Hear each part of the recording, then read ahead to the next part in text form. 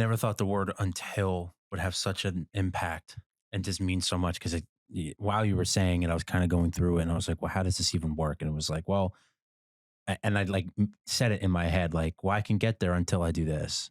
Okay. And I was like, here it is. Now I see how powerful the word until it's, or Mm, until I do this, this won't happen. So it's kind of like it, you're living for until. I kind of like that concept then, because mhm, then it's going to constantly push you to get mhm, to mhm, the next mhm, stage of life, business, whatever it's going to mhm, be. Living for the until is I think more powerful than living. I mean, this is just my opinion, than living for the now, because it's like, all mhm, right, so then I'm always shooting for something more, because then once I hit that until, then that just opens up another door, and then there's mhm, another until, and mhm. then it keeps going, Yeah, so on and so yeah. forth. I'm so with you. Yeah. Question for you: is there a point where there is no more untils? Mm. So the word until will inspire hope in your life, right? Hmm. It's hope for the future. The day you stop hoping is the day you start settling. So the day there is no more until is the first day at the beginning of the end. The day you arrived, or Right. They the would say day like, you right, arrived, is the day it ends. It's right, the day it's right, over. right. Yeah, that's what Gotcha. we said it before. The day that you've arrived is the first day at the beginning of the end. And That's a to scary live, thought.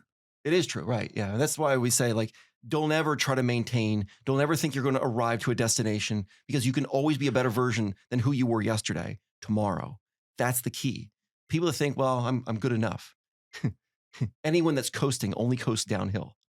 It's the nature of coasting, Mhm. right? It's quite literally the Right, definition of it, right? right. We can always get better, in every area. I can always have a better relationship with my wife. I can always have a better relationship with my kids. I can always figure out a way to have a better successful business. I can always find a way to serve someone in a better way. There's always better. There's always better.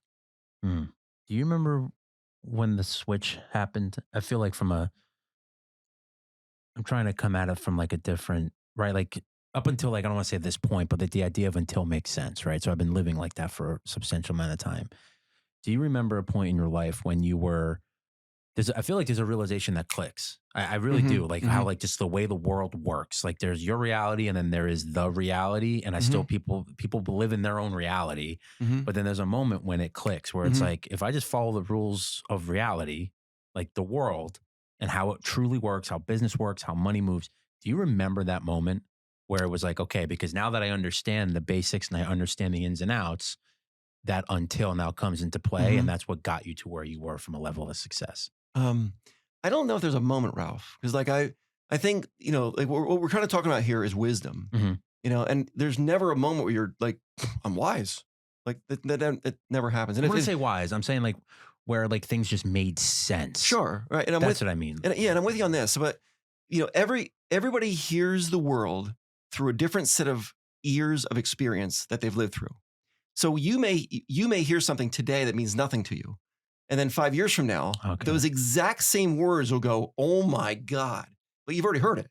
We hear the world through a different life's experience of years. This is why it's so important that I'm like, whenever you read books and listen to books, listen to them multiple years in a row. Because I can tell you, every time that I'll take in a book, it's like a brand new time. 'Cause I'll connect dots. Life is about connecting the unseemly connectable dots. And Wow. as we learn more, you can learn more, and the dots get connected. And what's important to you today won't be important to you 10 years from now, because the nature of life is that the answers change. That the answers change all the time. But the questions will always remain the same. This is why it's always important to be pouring the good, the clean, the pure in our mind, because as throughout our life, the answers change. What's important to you today may not have been 10 years ago and won't be 10 years from now. So this is why you'll have we have revelations. The goal is to never stop having those revelations. That's That's the cool. goal. So when people say, was there ever a moment in time when it's like you were like, wow, I've realized this. I hope that happens every day. I hope every day I'm going, wow, I finally understand that. I can tell you, there's been times studying for this stuff, Ralph. Like that's why I say when I do the Wednesdays talk, I go, thank you for allowing me to be in your life. Thank you for allowing me to study this and then present it to you. Because the person getting the most out of the stuff is Randy, because I got to study it, learn it to present it. The teacher always knows the material more than the students in a sense. Not that I'm talking to students, but I want to basically, if I want to add value to the world, I need to gain value on the inside of me, because the more value I have in me, the more I can add to you and you and you and so on. So the key to life is to constantly be pouring more in, and you never know when all of a sudden dots are going to connect and you go, holy cow, I finally get that. I Wow. remember the moment when I fully understood that problems are opportunities, one and the same. I'm still coming to that because you keep saying it and I get annoyed. So, but I know I'll come to that realization one day because I know that problem will lead to an opportunity and it'll be clear as day. You know what I mean? So I understand that aspect of it. Well, I can tell you what'll happen is you'll live through hell one day. You're gonna go through something you're gonna live through something that's so bad, and you're just gonna like, it's gonna mess you up for months, maybe years. We're just like, you're gonna be, I've lived through it, Ralph. I know. I mean, I've had, if you're having an impact on the world, some people are going to hate you, even if like, it's just the way it works. I mean, Oprah talks about this.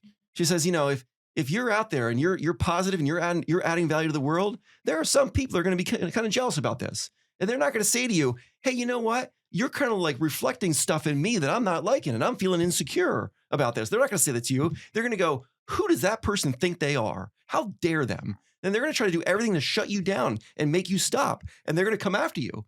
And when this happens, sometimes you go, "Oh my gosh, like I've gotten hate mail already over this stuff." It's like, wow, it's okay though, because sometimes I am a mirror and I'm reflecting back to them, causing an impact, good or bad. At least it's an impact, right? And then, I'm off track here. No. You were going. It was a good thing in regards to like the realization from a problem to an opportunity. Oh yeah. So the problem. So these big problems come up. I've had the township after me where they're like, I've had to go to lawsuits and so on like that. And I'm thinking, my God, is it going to be destroyed? Am I going to lose the winery? Big deal. There's like 100 people employed there. There's a lot going on. A lot of like thousand guests being served. And will they crush it? Do they want to crush it? There's people that want to crush it. They want to destroy it, knock it out. I lived through this stuff, right? Wow. Here I am years later. I am so glad I lived through that. It's awesome. But in that moment, I would have done everything to undo that. But it was a major problem. But now here I am years later going, man, what an opportunity. What a wonderful opportunity that was, because I grew so big into that. And the next problem that I'm up against, I'll be ready for it because I grew through that problem. So bring it on. I mean, in some ways, to look for, what to watch out for in that regard too. It kind of just keeps you in tune. And when I say bring it on, I mean life in general. Yeah. I don't say like, let's fight. It's life in general because, big problems are solved by big people, small problems, small people. So if you want to become a person of influence in the world around you, take on the problems. And when you solve those, you'll get upgraded to the bigger problems and you'll keep on away you go. And then pretty soon you'll be recognized. Wow, this guy, he takes on major problems of all the community and he can actually solve the problems for us. But it started with solving the little ones.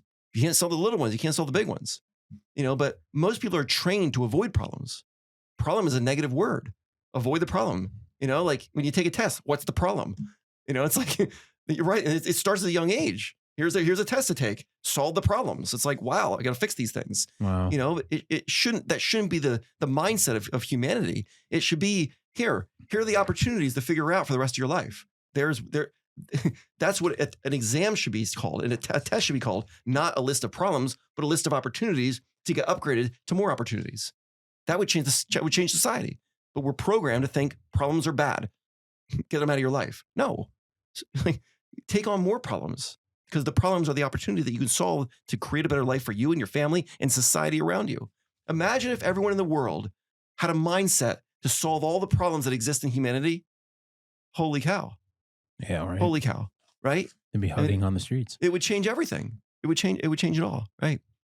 So, but now, I mean, the word until, what I'm getting at is, until I achieve what I've set out to achieve, I will not stop. Yeah. That's the word until we're getting at here. That's cool. Right. That's a powerful message. I'm curious, is there a book that you revisit every couple years or so that you have that realization moment? Because I have a movie that it happens to me all the time, which is really cool. Neat. Going through life and like the journey. It's Lord of the Rings for whatever reason, that whole series, because I saw it when I was a kid and I used to relate. Well, I used to mentally think like, oh, that's me. I relate to that as a kid. And then watching it again at a different age. And you're like, well, I feel like I relate to this character more because he's going through all these problems. And I always watch it once a year just to see. And every time it's a different person. It's like, whoa, that person's going through. I can relate to what this person's going through. Well, this character, let's just say. Well, do you have a book that you read and you're like, now that sentence, that phrase is bam, that makes so much more sense now. Yeah, there's two. I talk about it a lot. It's The Last Lecture by Randy Pausch, and then Man's Search for Meaning by Viktor Frankl. Viktor Frankl. Yeah. That's on my next list to do. I can't wait to read it. Yeah, wow. Yeah. It's hard hitting stuff. And then I tend to read the book of Ecclesiastes a lot. From the Bible. Mhm. Wow. Yeah. Ecclesiastes 8. That just hit me recently, a couple Like, weeks ago, actually. I wrote it down. We'll talk mhm. about it after this, not to turn this into a Yeah. religious conversation, but No, it I mean, happened. I don't know if the Bible's religious. I mean, the Bible, it's, you ever hear a guy named Lee Strobel? You I heard this have. guy? Yep, Yeah. He I wrote a have. book called A Case for Christ, A Case for Christmas. And if there's, I don't care what you think, about the Bible or about God, Jesus, and so on. But if you were to study the Bible, like Lee Strobel did, he was a journalist and he was an atheist and he set out to disprove the Bible. He thought, I've had enough of this. I'm going to put an end to it. And that's it. So he started studying Old Testament, New Testament, and he's looking for all the flaws he could find basically that they don't line up. And he was trying to disprove this thing. And he went on like a years and years and years and years and years journey. And he dissected everything from the Old Testament, everything from the New Testament. And he lined them up because there's things that were said in the Old Testament, then 900 years later it happens, in the Old Testament and so on, right? And this gap of time and the number of these predictions that are here and happen here, and the number of people that wrote them all that don't line up, that never knew each other. He then hired a mathematician, and then he goes, I want to come up with a mathematical formula that shows that based upon the Old Testament and New Testament, of by chance, if this just lined up or if it's real. And they come up with this mathematical formula of it all lining up because it all lines up perfectly, right? And the formula came out to be that the odds of the Bible being not correct, accurate, right, would be the exact same as if I were to take the state of Texas and I layered it with the dollar coins, right? So silver dollar coins all throughout the state of Texas, layered everywhere, touching each other. And then I did it a foot thick of dollar coins. And then I went out and somewhere in the deserts of Texas, and I took a little black marker and I put an X on one of those coins. And then I said to you, Ralph, Ralph, go to Texas and I want you to close your eyes and pick out one coin. And the odds of you picking out that one coin with the X is the same odds of the Bible not being 100% accurate. That's kind of nuts. That's nuts. Yeah. When you learn this, it's very, very difficult. It would take tremendous faith to go, I don't buy it. Yeah, right. And there's people that are like, oh, I get it. Right. And the book of Ecclesiastes is kind of a book that everything's pointless. That's the whole gist of the book. And it's kind of why I read it, because, in a lot of ways, a lot of things that we worry about, it is pointless. Mhm. There's no reason. There is no, the boogeyman is not coming to get you, and if you think about it, in this moment, right here, right now in the studio, what problems do you have? Right now in this moment? Right now in this moment, what problems do you have that are impacting you right now in this moment? Oh, I can't really say there's much. There's nothing. Yeah, there's not. No. Isn't it true? Yeah. Every problem we have is fabricated in our future self. It doesn't really exist in the real time. It's crazy the way it works. And that's why I read the book. Because if it was a problem, I'd be solving that You'd and not be here. Right? I wouldn't be here. You'd be taking care of it, right? What problems do you have right now? Right? No, I guess nothing. And there isn't. It's all future fabrication, right? And that's why I would say in the book of Ecclesiastes, everything's pointless and worth. Everything's pointless. It's like, and it's kind of true. Everything you worry about. That's nuts. I've learned a couple of things in life. If you love your wife and you love God and you do the right thing, life is easy. It's that simple. That's simple.